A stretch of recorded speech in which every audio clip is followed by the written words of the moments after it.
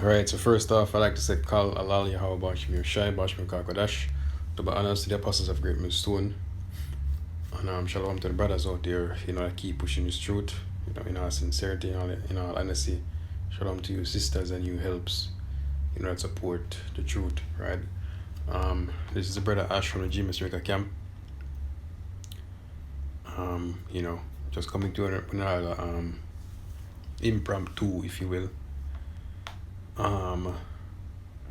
Right, so this article, I saw this article earlier, and we were speaking about it, and with the other brothers the other night, and just command me to, do a little small lesson on it, right? So as you can see, the article says, the future of money pivots this Friday as Putin sets deadline for dropping the dollar, requiring rubles for energy exports. And you see these moves get taking place, because this is a very big move. If you understand geopolitics, it's a very big move, or a very big move against the US dollar, right, and against the US itself, right? We also want to take place there in Ukraine, that little skirmish, if you will. There isn't a war, personally speaking. It's a little skirmish, taking place, and it affect the whole world. The ripples are spread far, right? Where oil prices are concerned, food prices, the supply chain, where with certain things concerned like wheat and so forth, right? We can see that, right? But here, Vladimir Putin, directly target the dollar. Putin gives Friday deadline for dumping the dollar, and that will have a ripple effect, an even bigger ripple effect on the US, right? Because for years the US dollar has been the world reserve currency, and it is the petrodollar. You trade oil in US dollars, right? But all these things are start now just to show where the whole world is going in terms of being allied with the US, right? And the scripture talk about that. We're gonna get into it, but not only Russia, but you have other countries slowly but surely. See, you have India speaking out, you have China on the Russian side, you have North Korea on the Russian side, Venezuela on the Russian side, Iran on the Russian side. You have other little countries, it take them little time. I think Belarus is on the Russian side. It's a Belarus or Bulgaria, one of the two, right? And everybody are sure that they might go with the Russians, right? Because what happened? This is the spirit now that the Lord sent in the earth to turn to turn all the nations against Babylon, right? Which is America. But let's go in this article a little more. It says, regardless of what you think about Putin's moral or ethics, he is a genius strategist whose intellect is vastly superior to Joe Biden's. Putin's last move threatens the very future of the dollar, and in bracket fiat currency, and may spell the beginning of the end of the dollar.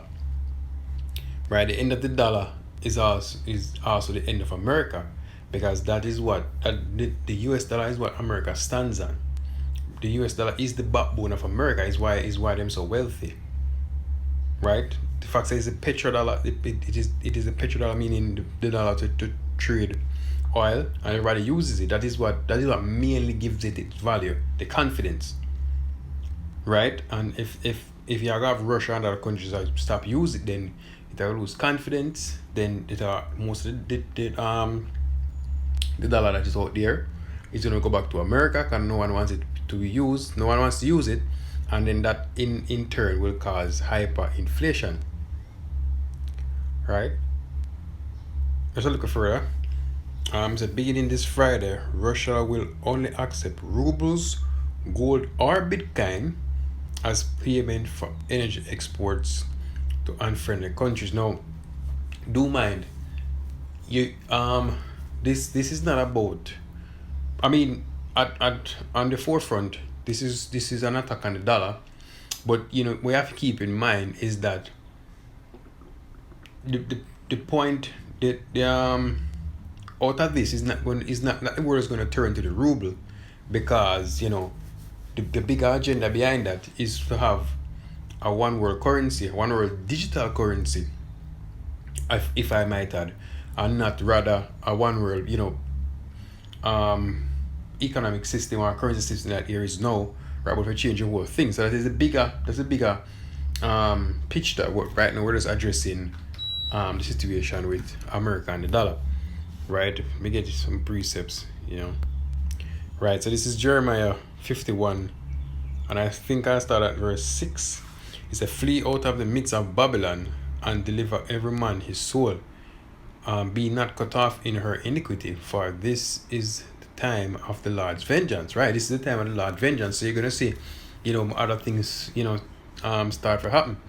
Right, the scripture speak about both famine endlessly. Right, if the scripture talk about wars, right, the scripture talk about the judgment of the Lord that's gonna come up on this place, and the judgment is not gonna just happen, you just happen out of the blue, bam.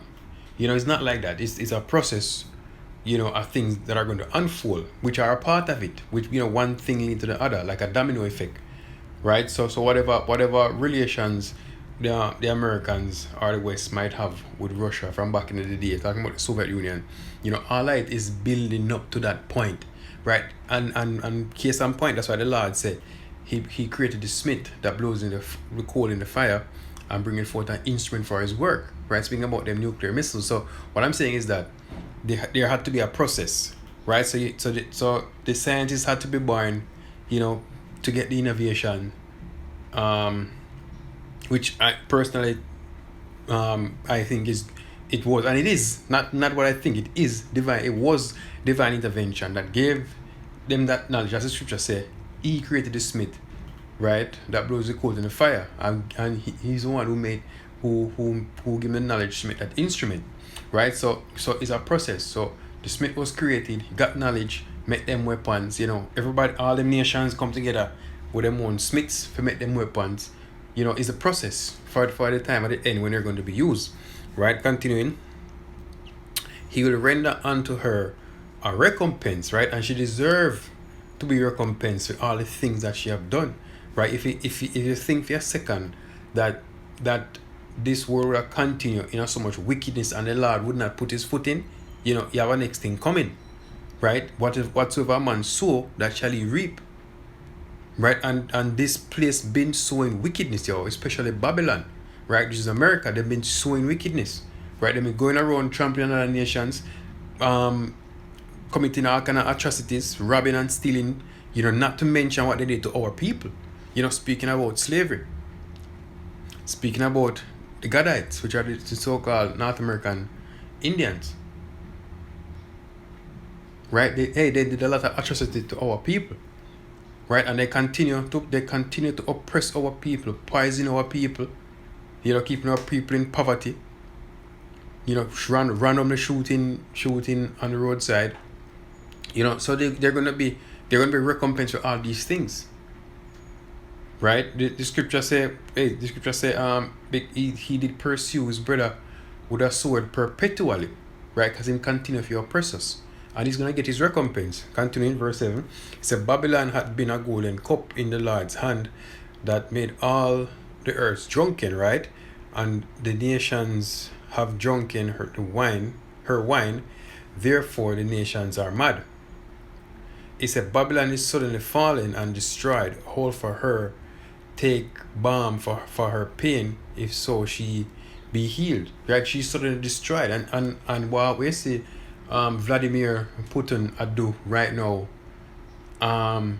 it's just one of the precursors, right? Because you still have countries in NATO, the UN, that supposedly still supporting America, but the scripture say in Revelation, we can get it. It said 10 kings are gonna hit the whore, right? Talking about them the European Union, them nations in NATO, right? They're the ones who are going to hit the whore and burn her with fire, as the scripture said. Right, so this is just the beginning. Right, now the time for you flee. Now it's not the time for you to look settlement. You know, you're gonna be settling in America, because hey, a lot of evil is gonna come upon that place, yo. A lot of evil is gonna come upon the world, right? But America is gonna face the blunt of it, right? And the blunt of it being, you know, it's gonna be totally incinerated by nuclear fire. Right, let me just go down a little further and finish. Say, woe. So we would have healed Babylon, but she's not healed. Forsake her and let us go everyone into our own country, right? For her judgment reacheth up unto heaven, and it's lifted up even to the sky. Hey, it's just like what happened with Sodom and Gomorrah, right? When them iniquity reached to a peak, you know, it was time for them to be destroyed. Right, and that is what's happening right now. That is what's happening right now with America. Their judgment is at the peak. Right, matter of fact, the whole nation are them Edomites. Right, them so-called white people, them Edomites. Right, them judgment reach to the peak right now. Right, and you know what, and them still have the audacity fit right now for trying to continue. Right, that's the next video. That's the next topic. And next video I'm gonna go into. You know, Klaus Schwab and them new at them 2030 agenda, you know, and how these smaller countries like you know, like Jamaica, you know, are pushed towards it blindly, not knowing what they're getting themselves into. Right, right, so I can't end that there. Right, so you know, hey, this what Putin is gonna kick off Friday. Hey, you know, so be is a man I'm word. So let's see if him actually do it. You know, it's the beginning and the end of America, yo. America been declining since the 60s, 70s. It's been on the decline. Right, you have states like, you know, Detroit used to be one of the biggest have the most factories for produce vehicles, right? And you know what happened to Detroit. You know, so hey, America been on the going down, but you still have people out here, Jake, who think them can still go there and make a life and live, you know, happily ever after. But I always tell them that, you know, this is not the 90s, right? This is not the 90s, it's not the 80s. This is not even, you know, if it was 2001 and you wanted to do that till 2000 maybe 15, 17, then fine. But you know, that time has run out. You know, that is not the time anymore for that, yo. That was a time of joy. Now is a time for mourning. You know, that was a time of laughter. Now is a time of mourning, yo. Believe it or not, it's coming. Right? So, you know, with that, I'm gonna say shalom until the next one.